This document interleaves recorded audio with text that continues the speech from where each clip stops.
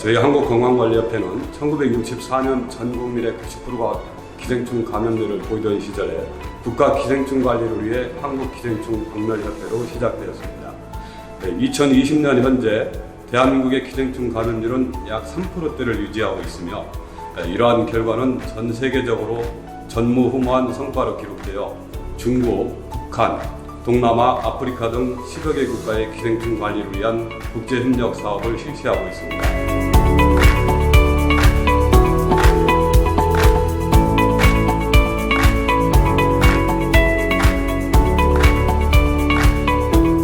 저희 기생충 박물관은 이러한 업적을 기념하고 세계적으로 성공 노하우를 공유하며 기생충을 연구하고 학술적 목적 및 지역 주민의 문화 향유권 영유를 위하여 2018년 12월 19일 강서구청 사거리에 개관하고 무료 관람으로 운영하고 있습니다. 저희 한국건강관리협회는 여러분께서 초등학교 1학년, 4학년, 중학교, 고등학교 1학년에 실시하는 학생 신검은 물론 전 국민의 20% 정도가 이용하는 대한민국 최고의 의료기관으로 건강검진 및 1차적 진료를 실시하고 있습니다. 오늘 소개해드릴 직업은 의료 분야의 여러 직업 중 기생충병 연구소의 기생충연구원과 기생충 박물관을 관리하는 학예사란 직업을 소개하고자 합니다. 영상을 통해 간접적으로 직업도 체험해보시고 저희 기생충 박물관에 꼭 들리셔서 기생충의 신비한 세계를 체험해 보시길 바랍니다. 건강하십시오.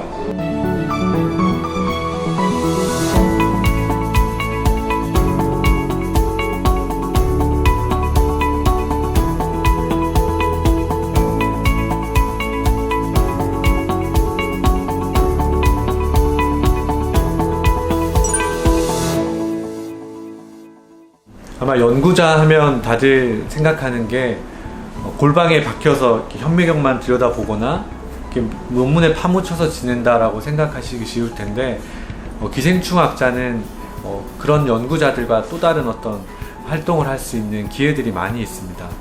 아무래도 기생충이라고 하는 것은 외부 환경이나 아니면 또 우리가 먹는 어떤 식자재들을 통해서 감염이 되는 경우가 많이 있는데요. 이제 그러한 감염 경로를 연구하기 위해서도 우리는 이 실험실 안이 아닌 바깥으로 나가서 그러한 것들을 분석하고 또 그러한 감염 경로를 이해하기 위한 연구들을 수행을 하고 있습니다. 뿐만 아니라 WHO에서도 여러 가지 기생충들을 중요하게 다루듯이 저희 같은 경우도 WHO에서 중요하게 다루는 기생충들이 많이 있는 오지로 많이 가게 됩니다.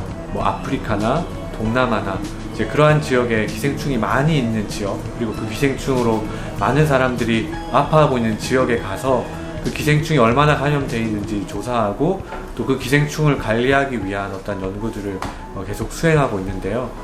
이제 이러한 분들이 기생충학자가 가질 수 있는 하나의 특혜가 아닐까라는 생각들이 듭니다.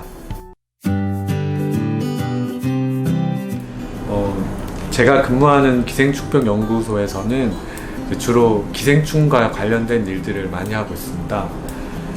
기생충이 우리나라에 얼마나 많이 있는지, 또 어디에 있는지, 또 혹 환자들한테 있다면 그 어떤 환자들한테 기생충이 어디에 감염되어 있는지 이런 여러 가지 연관된 부분들을 살펴보는 게 어떻게 보면 저의 일상이라고 보시면 되겠습니다. 그래서 저희 연구소에서는 우선 기생충 질환으로 의심되는 환자들에 대한 진단을 도와주는 일들을 하고 있습니다.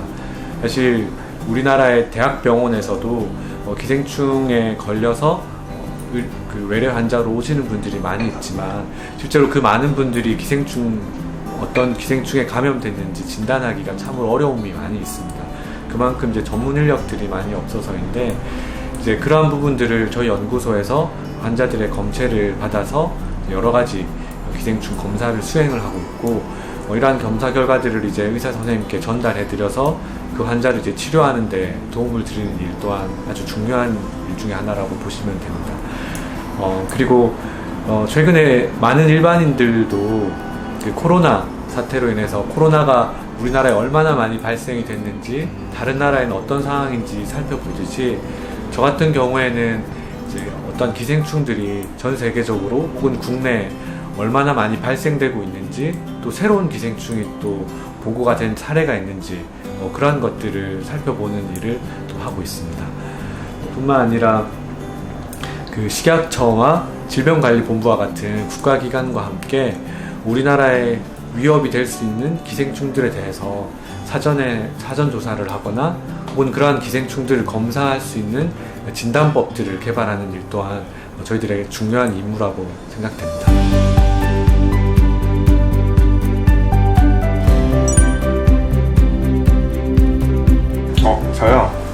저 지금 캄보디아에서 가져온 기생충의 종을 동정하고 있거든요. 그래서 이 기생충이 어떤 종인지 분석을 하고 인간에게 어떤 위해를 끼치는지 그런 위험 요인들을 같이 분석하려고 유전자 증폭 실험을 하고 있습니다. 그러면 지금 넣는 게 뭐죠? 튜브에 넣고 이런 지금 방금 넣은 거는 그 기생충에서 분리한 DNA를 튜브에 넣은 거고요. 여기에 이제 여러 가지 다른 약품들을 같이 넣고 옆에 보이는 실험 기구를 사용해서 그 유전자를 증폭을 하면 이 유전자가 어떤 기생충으로부터 유래한 것인지 알 수 있거든요. 그런 방법을 통해서 실험을 진행하고 있습니다.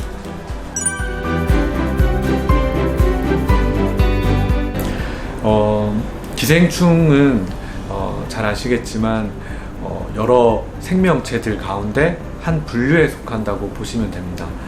흔히들 저희가 세균, 바이러스 이런 것들을 잘 알고 계시는데 그 범주와 약간의 구분되는 또 다른 하나의 범주로서 이제 기생충이라고 생각하시면 되는데요.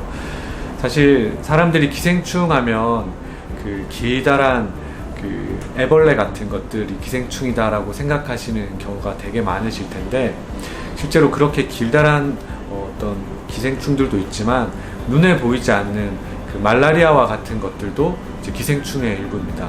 그래서 기생충은 굉장히 넓은 범위로 속해 있고 사실 전 세계적으로는 가장 인류에게 위협이 되는 질환들은 이제 기생충과 연관된 질환들이 굉장히 많습니다.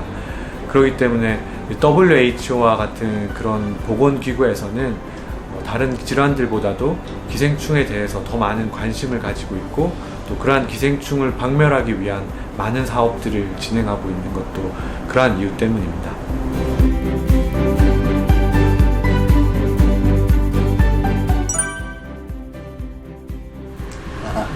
지금 편충이라는 충난이 있는데 이게 약재 내성이 있어서 그거에 대해서 이 충난에 대해서 DNA를 뽑은 다음에 여기 약재 내성이 있는지 없는지 그 연구를 하고 있습니다. 내성이 있는지 없는지 어떻게 보면서 보시죠? 육안적으로 보기 힘들어서 여기 충난을 깨트려서 여기서 DNA를 뽑은 다음에요. PCR이라는 그런 검사를 실시를 해가지고 이게 어떠한 약재에 대해서 내성이 있는지 없는지 그 부분을 확인을 하고 있습니다.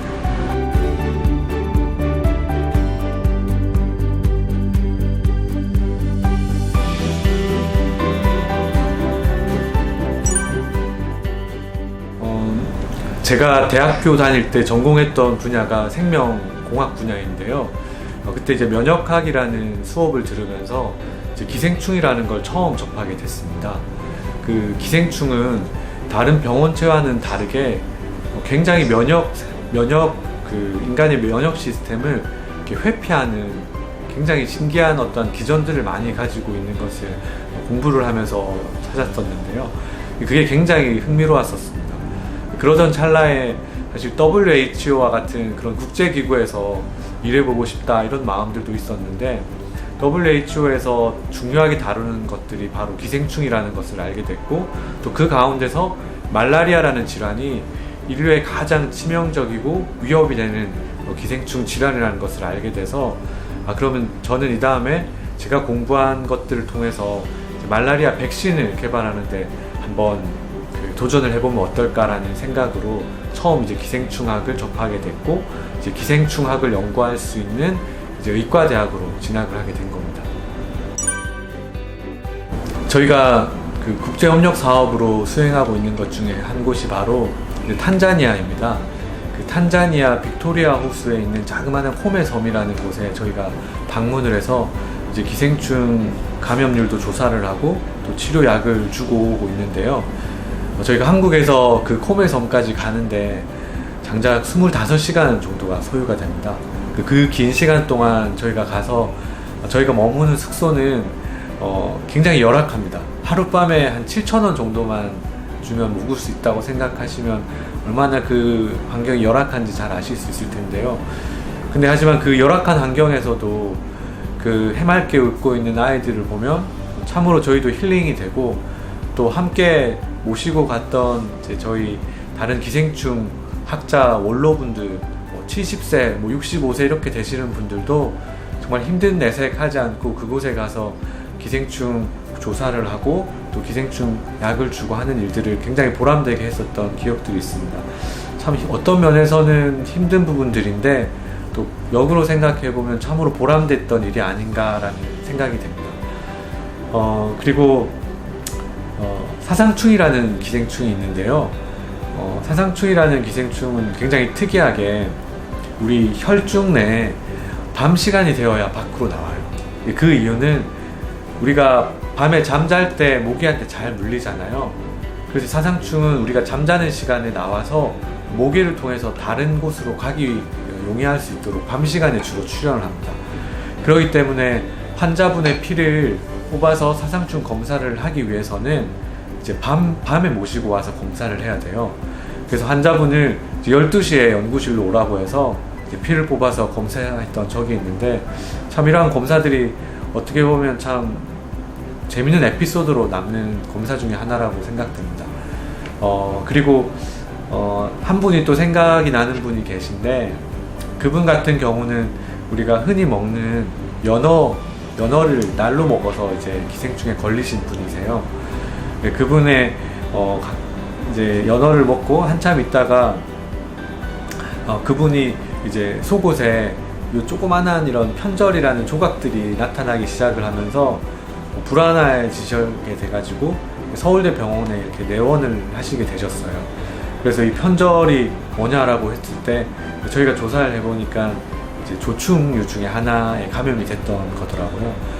그래서 이분 같은 경우에 사실 치료를 위해서 약을 먹으면 되긴 하는데, 그 머리 부분이, 조충의 머리 부분이 바깥으로 나온지 확인을 해야 이제 완치가 됐다라고 저희가 이제 진단을 드릴 수 있는데, 그걸 위해서 그분의 대변을 이렇게 받아서 그 머리 부분이 아주 자그만하게 돼 있어요. 그거를 이제 찾아가지고 이게 찾아주면 이제 치료가 잘 됐습니다라고 말씀을 드릴 수 있는 상황이어서 그걸 찾기 위해서 굉장히 많이 애를 썼었는데, 다행히 그거를 잘 찾아서 이렇게 찾았습니다, 이제 다 치료가 되셨습니다, 이렇게 한번 소식을 전했는데 굉장히 기뻐하시고 또 행복해하셨던 모습을 보면서 굉장히 보람이 됐었습니다.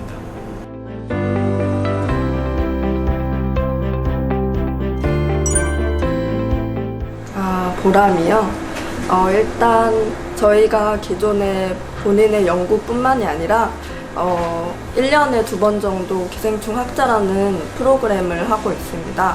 그래서 이제 학생들을 위주로 저희가 교육도 하고, 그리고 이제 실습도 하고, 그리고 같이 팀을 꾸려서 이제 발표도 하고 토론도 하는 그런 과정들에서 이제 기생충을 이제 널리 알리고, 그런 과정에서 저희는 보람을 많이 느끼고 있습니다.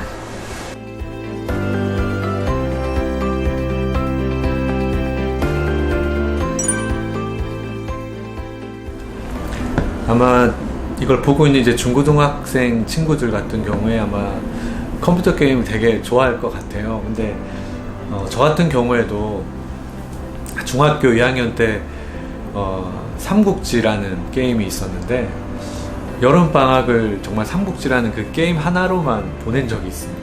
근데 참 어떻게 보면 하나에 꽂혀서 그거에 대해 몰입하고 또 그 방학 내내 그 긴 시간을 정말 지루해하지 않고 그걸 했던 기억들이 있는데, 어떻게 보면 그러한 어떤 것도 하나의 연구자의 좋은 자질이 아닐까라는 생각들도 드는데요. 사실 연구를 하다 보면 뭔가 하나에 집중을 해야 되고, 또 집중을 짧은 시간 하는 게 아니라 아주 굉장히 긴 시간 동안 해낼 수 있는 게 굉장히 중요합니다. 그래서 만약에 본인이 어떤 게임이나 어떤 놀이에도 몰입할 수 있고, 또 오랫동안 할 수 있는 자질이 있다면 연구자로서 굉장히 좋은 자질이 아닐까라는 생각이 듭니다. 그리고 기생충학자는 또 다른 연구자들과 약간 다른 부분 중에 하나는 연구실에만 있지 않다라는 게 어떻게 보면 가장 큰 메리트라고 생각이 됩니다. 많은 사람들 같은 경우에 연구자는 연구실에만 있겠다라고 생각을 하지만 저희는 사실 이제 다른 나라에 가서 다른 나라 사람들이 어떤 기생충에 걸려 있는지 그리고 어떻게 그 기생충을 관리해야 되는지에 대해서도 굉장히 중요한 일들이기 때문에 그러한 것들을 위해서 해외로 굉장히 많이 나갈 수 있는 기회가 있을 수 있고요. 뿐만 아니라 기생충이라는 건 이제 외부 환경이나 또 외부의 어떤 우리가 먹게 되는 어떤 식품군에서 감염이 되게 되는데 그런 감염 경로를 이해하기 위해서도 이제 외부로 많이 나가서 연구 조사들을 수행을 해야 됩니다. 정말 세상에는 참으로 많은 다양한 직업들이 있는데 사실 그 가운데 기생충 학자라는 직업은 굉장히 생소한 직업일 겁니다. 사실 저 같은 경우에 이 기생충학을 선택하게 된 가장 큰 점은 사실 남들이 잘 가지 않는 그 길이라는 생각 때문인데요. 그리고 소외되는 학문 이런 점들이 저한테는 더 저의 마음을 매료시켰다고 생각이 됩니다. 근데 지금 이렇게 소외된 학문이라고 생각하고 이걸 꾸준히 이 길을 걸어와 보니까 제 주변에 이걸 하고 있는 사람들이 얼마 없더라고요. 그러다 보니까 이런 기생충 박물관이나 기생충병 연구소에 오늘과 같이 이렇게 직업에 대해 소개도 할 수 있는 기회도 얻게 되고 또 여러 가지 기생충과 관련된 많은 일들을 또 앞장서서 할 수 있는 기회들을 많이 얻게 된 것 같습니다. 그래서 여러분들도 여러 가지 다양한 직업들이 있고 또 옆에 있는 친구들이 좋아하는 직업들이 내가 보기에도 좋아 보일 수는 있지만 꼭 남들이 다 좋다고 여기는 곳들만 생각하지 말고 남들이 잘 가지 않고 또 남들이 잘 생각하지 않는 곳에도 굉장히 의미 있고 가치 있다라는 점들을 생각해서 직업을 선택하면 어떨까라는 생각들이 듭니다.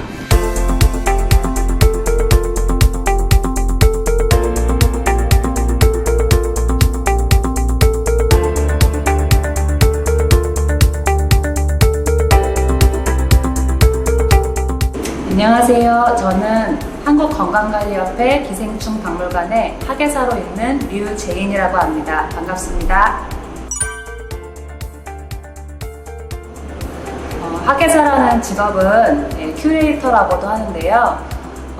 박물관의 자료를 관리하고 전시를 기획하고 그리고 교육 프로그램 등을 운영하는 박물관의 총 살림을 다 도맡아서 하는 일이라고 보시면 될 것 같아요.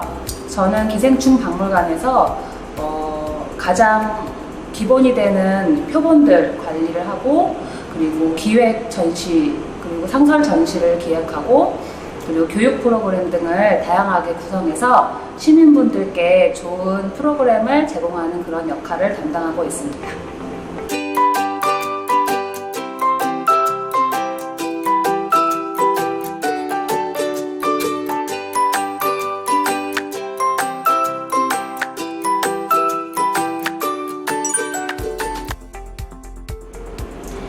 학예사는 나라에서 인정해주는 그런 3급, 2급, 1급 이렇게 학예사가 규정이 되어 있는데요. 먼저 준학예사를 취득한 다음에 준학예사 시험은 누구나 볼 수 있는 시험이고요. 준학예사를 취득한 다음에 그 다음에 국립박물관에서의 경력을 쌓은 다음에 3급, 2급, 1급으로 이렇게 점차 올라가는 방법이 있고 기생충 박물관 같은 경우에는 좀 특별한 그런 박물관이에요. 이곳은 표본이나 생물자원으로 구성이 된 박물관이죠. 그래서 자원관과 박물관의 그런 혼합된 그런 기관이라고 생각하시면 될 것 같아요. 그래서 굉장히 좀 특별한 그런 케이스인데요. 이 박물관은 서울시 일종 전문 박물관으로 등록되어 있어서 매년 몇 회의 기획 전시를 하는지, 몇 회의 교육을 하는지 이런 것들도 다 서울시나 문화관광부에 보고를 하게끔 되어 있고요. 그러한 업무도 모두 다 학예사의 역할이라고 할 수 있습니다.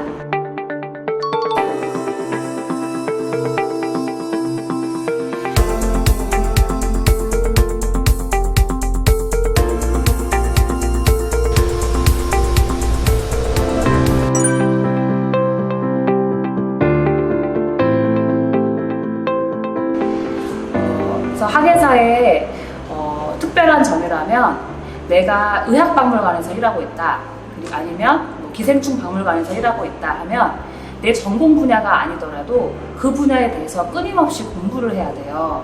그래서 예를 들어 내가 뭐 의상에 대한 전시를 맡았다 그러면 또 의상에 대해서 계속 또 공부를 해야 되고, 그렇기 때문에 자기 그냥 전공 분야만 그냥 꾸준히 하는 그런 분야가 아니라 새로운 분야를 새롭게 계속해서 공부해 나가면서 업무를 수행한다는 것이 조금 더 특별하고 실증을 잘 내는 친구나 아니면 새로운 분야를 배울 때 두려움이 없는 그러한 성격의 친구들은 학예사라는 직업이 굉장히 잘 맞을 것 같아요.